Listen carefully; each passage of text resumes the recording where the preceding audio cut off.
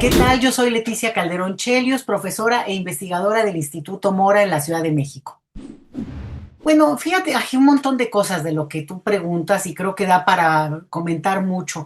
Yo creo que primero que efectivamente si uno lo ve como un mapa y un poco en la intención esta de regionalizar los procesos, bueno, pues efectivamente ha habido un avance vía electoral, ojo con eso, y a partir de un montón de coordenadas que también se pueden criticar, pero en todos los casos de los que vamos a comentar, ha habido elecciones y ha habido un elemento que es también interesante, salvo el caso de Chile, elecciones muy, muy cerradas. Esa es, digamos, una constancia de lo que hemos visto, algo que en México ya conocemos de tiempo atrás y que fue un desastre, que tuvo consecuencias tremendas, ¿no?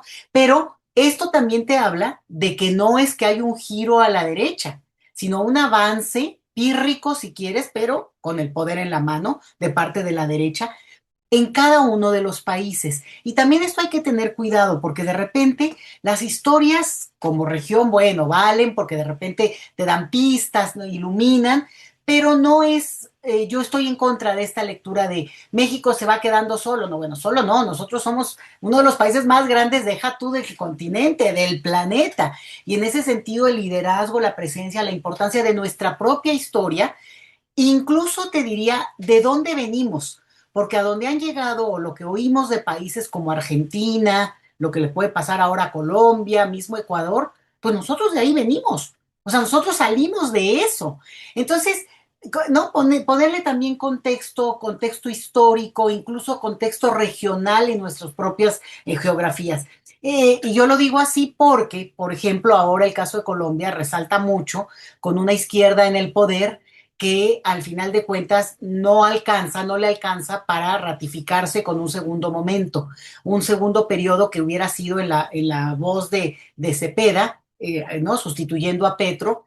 Pero ojo, fue, insisto, tan poquita la diferencia estamos hablando de 200,000 votos de diferencia en un país donde se votó, donde 26 millones de colombianos votaron, o sea, realmente eso fue, o sea, en México fue menos, ¿eh?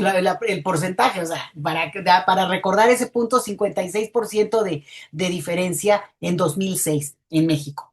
Pero entonces esto quiere decir que ahí hay muchas coordenadas, muchos elementos que llevan a la discusión, que nos alertan. Fíjate que incluso nos ayudan a nosotros desde México a ver qué está pasando. Un tema importante fue los votos nulos. Estamos casi 200,000 votos nulos. Lo mismo de votos en blanco, que no es lo mismo, ¿no?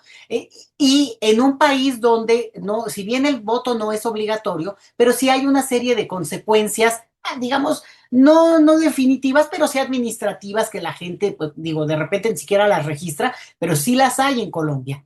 En otros países donde también el voto ha sido así cerradito, Perú, te habla de que la disputa por el poder es muy fuerte y que la oligarquía, con todo y su potencial, su despliegue al interior del Congreso, el fujimorismo, con ya para 2 décadas realmente bajo el control de esta situación, en un país con mucha, digamos, problemas en términos de que no acaba de consolidarse un gobierno realmente en el poder, lo que tenemos es que tampoco es que es la derecha contundente ni que se volcaron a la derecha. Y luego hay que ver, va a ser muy interesante la composición de los congresos y también la división al interior las regiones, porque de repente lo que encontramos también es regiones donde hubo un voto masivo en cada uno de estos países y podríamos decirlo también ocurre en otras experiencias que podemos relatar.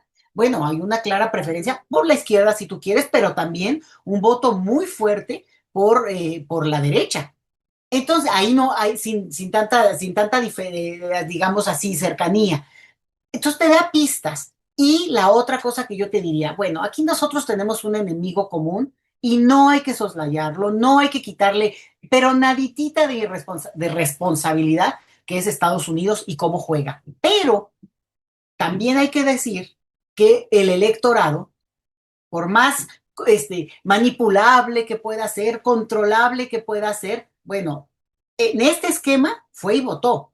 Y cuando uno lee también los discursos de la gente que votó, digo, si se amplía los casi 13 millones de colombianos que votaron por la derecha, ¿y por qué usted votó? Bueno, a veces es por una ingenuidad, con molestia, bueno, casi de porque me cae mal cómo habla Petro, que si nos suena a algo conocido en nuestro país, híjole, mano, la verdad es que es increíble, pero también mucha gente hablando de orden, seguridad, ojo con esas palabritas, de muy Bukele, seguridad, incluso esta cosa de hombría, ¿no? Esto que se ha vuelto un discurso que cómo pega en países donde evidentemente hay situaciones muy delicadas. Yo creo que ante eso es lo que nos permite ver con cierta distancia y, y llamo yo la atención en términos de blindarnos frente a eso de una manera muy inteligente y muy estratégica porque vaya que tenemos la oportunidad. Totalmente, mira, yo digo que la receta mexicana, aprendida a golpe de, ahora sí que de esa infame guerra contra el narco que supuestamente desplegó Felipe Calderón y que en realidad era un asesinato, digamos, en corto, y desapariciones y un escenario que todavía estamos viviendo en la coleta de eso, pues realmente lo que demostró, y la verdad hay que decirlo contundentemente, es que en México aprendimos la lección. En 2000, incluso con Peña Nieto, fíjate, 2012, la diferencia del voto entre Peña Nieto y López Obrador fue de 6% de diferencia. Por eso López Obrador como que dijo, ok, entonces, ¿qué toca? Seguir avanzando, seguir caminando. Porque, y eso se les olvida a los panistas, que, ¿no? Se les olvida que ellos perdieron, no perdieron con López Obrador, ya habían perdido con López Obrador, perdieron con Peña Nieto. O sea, que no se les olvide, ese sexenio como que se les lo omiten en sus vidas. Ellos perdieron mucho antes le regresaron el poder al PRI. Claro, con una cosa que es muy importante decirlo, y también en Colombia pasó, ¿eh? En Colombia nadie, ninguno de los dos candidatos, de quien perdió y el que su presunto triunfador, no obtuvieron más del 50% en ninguno de los casos. En México, decía yo, de la lección aprendida es que en esa elección hubo una diferencia suficiente para que dijeras, bueno, ni modo, aquí hay una contundencia y también el electorado tiene sus decisiones. Bueno, hay muchas razones que podemos hablar también de ese electorado, que yo creo que por ahí hay que ir a un análisis mucho más fino y tomarlo como la barba a remojar que hay que tener en la mano.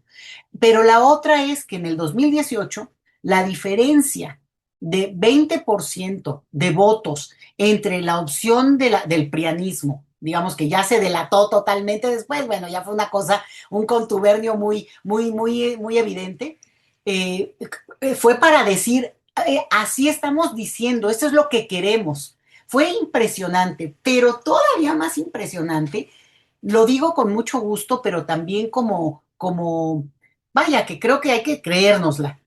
La contundencia del triunfo en la elección del 2024 es impresionante.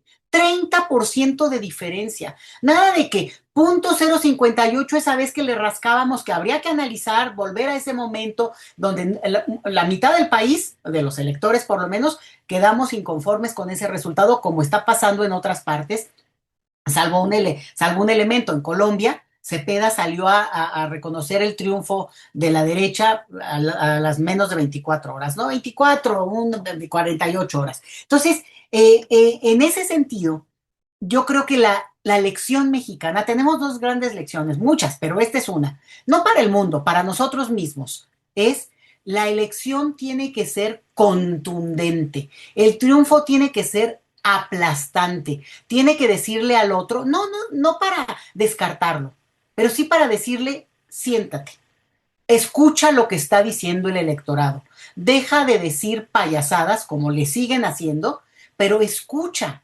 porque el voto implicó un mensaje pues muy fuerte, imposible de cuestionar. Entonces, esa es la que yo diría lo que no ha pasado en estas otras elecciones en América Latina. Y eso es, te digo, porque nos regresa a un momento en que nosotros ya estuvimos de ahí y aprendimos de eso. Entonces, a lo mejor a ellos lo que pasa es que les toca transitar hacia esa contundencia, desafortunadamente en un escenario muy difícil. Brasil tiene una situación difícil también, ¿eh? También está como muy cerradas digamos, encuestas de opinión. Muestran que es sorprendente. Bolsonaro detenido porque el padre, ¿no? El que fue presidente, detenido por insurrección contra la patria en ese intento de tomar Palo Alto, Plano Alto, en Brasilia. El intento del hijo de pedir ayuda, no el intento, la abierta intención y la acción de pedir intervención estadounidense en Brasil para cambiar la situación y con eso sacar a su padre. Que ahí también nos está dando lecciones muy bien Brasil y es no dejarles pasar ni una. Ni una, porque entonces vía el Poder Judicial se hace una revisión y con sus leyes dicen, esto se llama traición a la patria. Y la traición a la patria se sigue de oficio, cuando es este caso, y si el señor Eduardo Bolsonaro regresa, no, este es Flavio Bolsonaro, regresa a Brasil, en el momento que tiene un pie, entre 4 y 7 años de cárcel. Entonces, bueno, seguirá viviendo en Miami como se fue, siendo incluso senador, ¿eh? Y estuvo allá y ahora se quedará. Entonces, creo que te sorprende que a pesar de eso y de que el candidato hijo de Bolsonaro Junior, vamos a decir, pues digamos, es heredero de esto, ¿cómo hay fuerzas? Y ahí es donde quiero llamar la atención. Ojo, si se tratara solo de que los Estados Unidos, que sí se trata, ¿eh? O sea, sí, pero que hubiera un mecanismo digamos, muy pragmático, muy utilitario, muy manejable, pues también nos omite como también ciudadanos, electores, personas inteligentes que también optamos por lo contrario. Casi 13 millones en Colombia no votaron por la derecha, entonces hay que darles crédito. Y por tanto, ¿qué pasa ahí? Pues que hay composiciones nacionales. El avance en cada uno de estos países es distinto, pero de los evangélicos tiene un peso electoral simbólico, ideológico y efectivo. Entonces, eso no lo tenemos nosotros en México, afortunadamente, porque en este país hubo una guerra para dividir, para separar a la Iglesia del Estado, cosa que ellos no transitaron, el resto de América Latina, ¿eh? No hubo una reforma agraria en ninguno de estos países, no hubo una revolución social como en México. Entonces, digamos que no estamos para darle lecciones a nadie, pero sí para decirnos a nosotros rasquemos de nuestra propia historia, de nuestras propias fortalezas, porque eso es de lo que hay que agarrarnos para entendernos también. Llegamos aquí porque veníamos de allá, de donde ellos desafortunadamente están. Además los ves y parecen calca. Novoa, Bukele, Espriella, no sé cómo se pronuncia bien, me hago bolas. No, parecen ahora sí que trillizos diabólicos, idénticos hasta en su fisonomía, esta cosa de muy cuidado, sin afeminarse, pero al mismo tiempo con un discurso de machos cabríos, pero en un cuidado no, muy a la manera del secretario de Defensa bueno, de la guerra, o como le llaman en Estados Unidos. No, este mensaje visual que no concuerda con un discurso tan vulgar, tan abiertamente machista, pero de un machismo que creíamos, vaya, totalmente rebasado. Y que también, y tú tienes razón, en un fascismo que raya en el fascismo, en el sentido de no reconocer no solamente derechos, sino negar, digamos, avances que han, o por lo menos, digamos, es lo que estamos viendo, avances que se habían consolidado a nivel planetario. En Colombia ya se está anunciando digamos, la criminalización de la manifestación pública. O sea, perdón, en países donde la experiencia pública es la manifestación, vaya, estamos en un momento que es complejo en este sentido, pero que al mismo tiempo te da este tipo de pistas para poder entender, bueno, cómo es que se configuran también los mensajes. Hay que oír a la gente. ¿Qué le gusta a esa persona? ¿Por qué? Porque además es un acto de repente reflexivo y reflexivo, porque es llegar y, pues, ándale, ¿no? Yo escuchaba mesas de debate de Colombia y la verdad me impresionó un cuate que decía que él había estado trabajando en el gobierno de Petro y que le había desilusionado, ya sabes, como aquí, me desilusionó porque no hicieron lo que yo había que, bueno, a ver, ¿no? Y este discurso, y dijo, y por eso prefiero aventurar mi voto a la derecha, ¿no? Que votar porque yo voté, yo estuve ahí. Bueno, así se constituyó mucho de lo que es hoy en México, ya un partido como Somos México, ¿eh? Como no fueron integrados, ahora sí que al presupuesto, sea como funcionarios o ratificados en sus rutas, se volvieron opositores, están en su derecho, ¿no? Pero en el caso acá de lo que estoy mencionando es, qué interesante que eso construye también una actitud política que no es necesariamente ideológica en inicio, sino pragmática. No me benefició directamente a mí, oye, pero es que va a imponer un criterio, bueno, pues con la pena, ¿no? ¿Cómo te explico? Con la pena. Entonces, tenemos esto, este caso, otro tema que no hay que quitarle, para mí es tremendo, pero es algo que hemos seguido mucho porque en las últimas décadas se ha abierto mucho esto del transnacionalismo político. Pero en lo que estamos viendo, que son grandes avances del reconocimiento de los derechos de las personas a participar en la política de su país de origen, a tener más de una nacionalidad, porque la necesidad, digamos, de la vida los ha llevado a eso, entonces para que no pierdan no solamente sus derechos, sino su conexión con su país de origen. Sí, pero también al mismo tiempo estamos viendo consecuencias. Vaya, no es que no estuvieran pensadas, pero eran, digamos, serían como el extremo de lo que podría haber pasado en términos de la parte mala.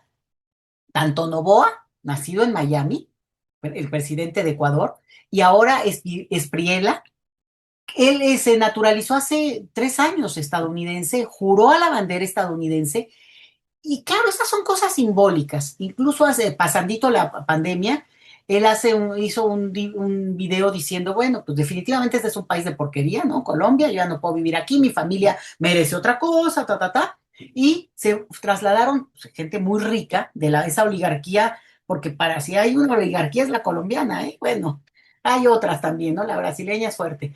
Pero esta cosa de, nos trasladamos a vivir a Florencia. Y eso lo saca de la vida pública de Colombia, ¿no? Entonces, el mensaje que le llega a la gente no es, este cuate, pues se regresó porque le convenía, es, bueno, al final de cuentas, tiene caché, es cosmopolita, tiene un mensaje, cosa que tú y yo vemos como un rasgo completamente inaceptable, que sería su cercanía con la presidencia de Estados Unidos, por algunos sectores.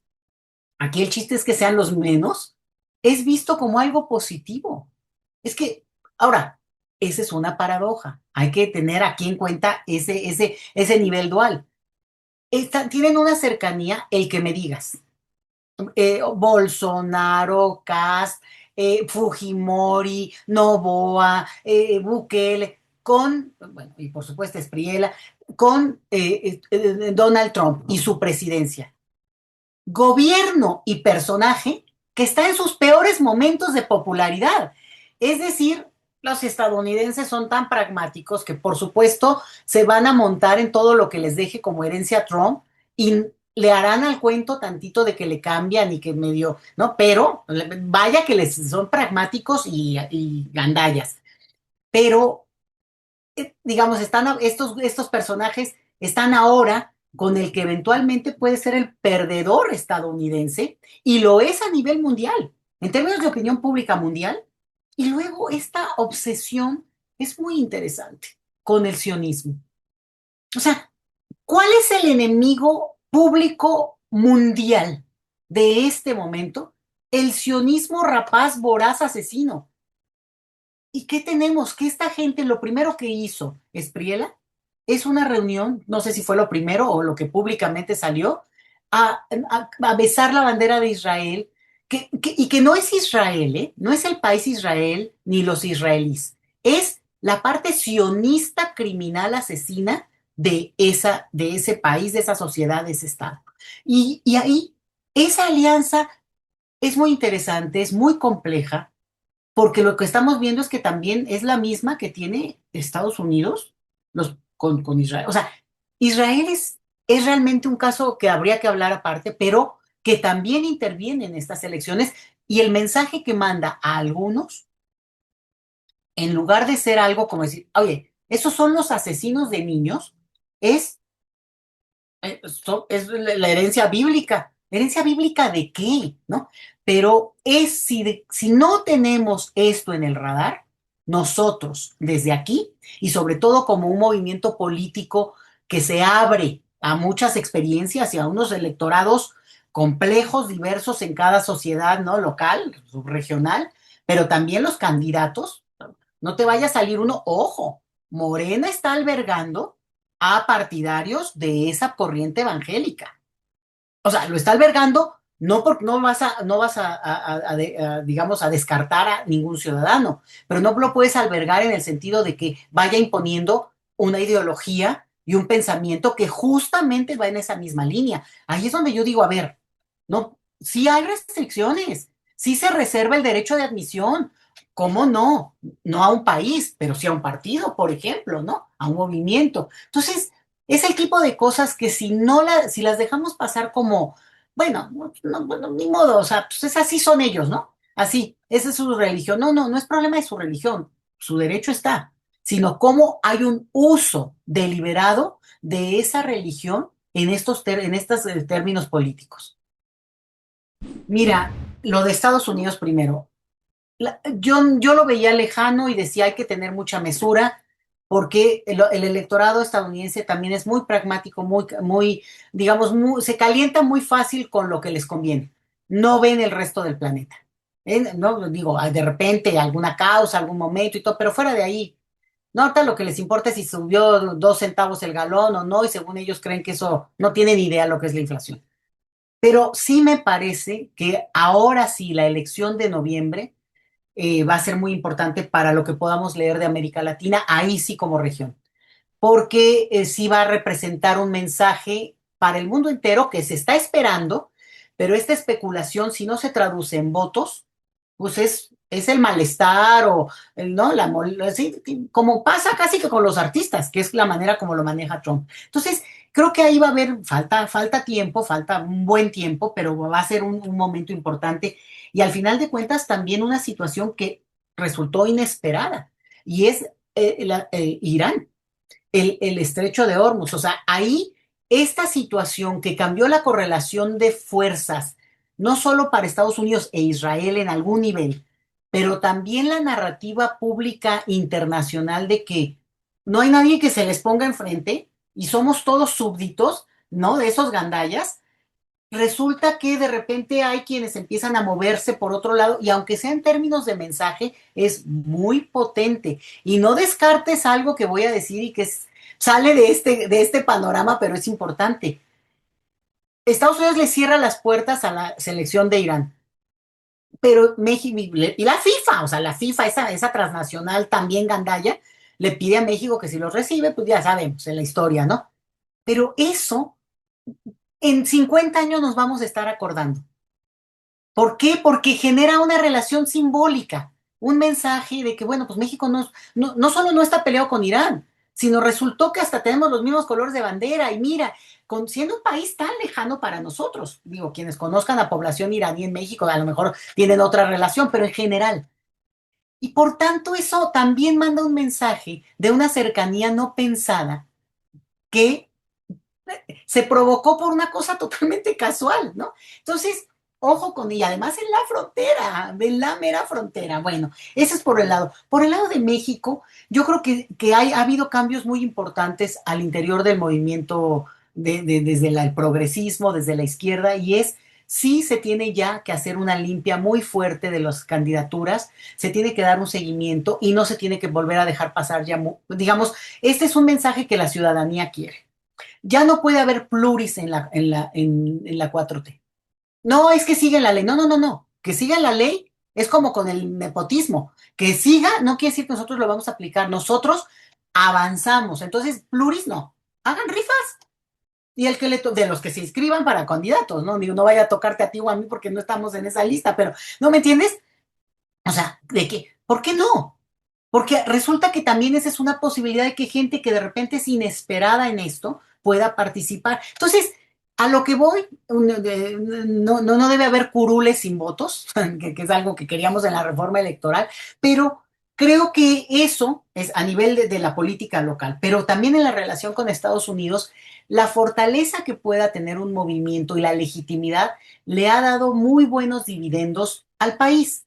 Porque al final de cuentas sí ha logrado esa legitimidad a la presidencia, al movimiento político, digamos, poner en un lugar marginal a esas voces entreguistas y antipatriotas, porque las pone en su evidencia. O sea, una cosa es que estén en oposición al gobierno, y estaría bueno ya saber por qué, porque tampoco es que dan argumentos más que guacala y lo que inventos cada día, pero el argumento, fíjate, en México, a diferencia de lo que pasó en Colombia, incluso de lo que pasó en Argentina o Chile, el factor Estados Unidos, que tiene un peso, o sea, sin lugar a dudas, aquí es contraproducente. Digo, a lo mejor, ¿no?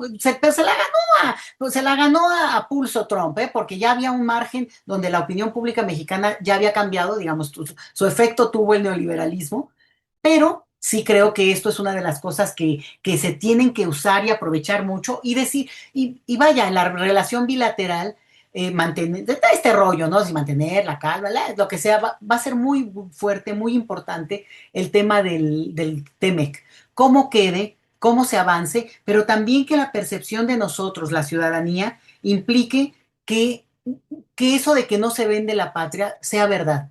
Que se po Hay cosas que yo entiendo que se tienen que ceder y es parte de una negociación y de una simetría real, pero hay cosas que se pueden matizar en términos de una negociación que es a todas luces, no solo convenenciera, las negociaciones son convenencieras, sino destructoras de lo más básico que tenemos, que pues al final de cuentas son nuestros recursos naturales, ¿no? Como digo, pues las más básicos. Entonces, yo creo que ese mensaje sí tiene que estar muy presente en el discurso público.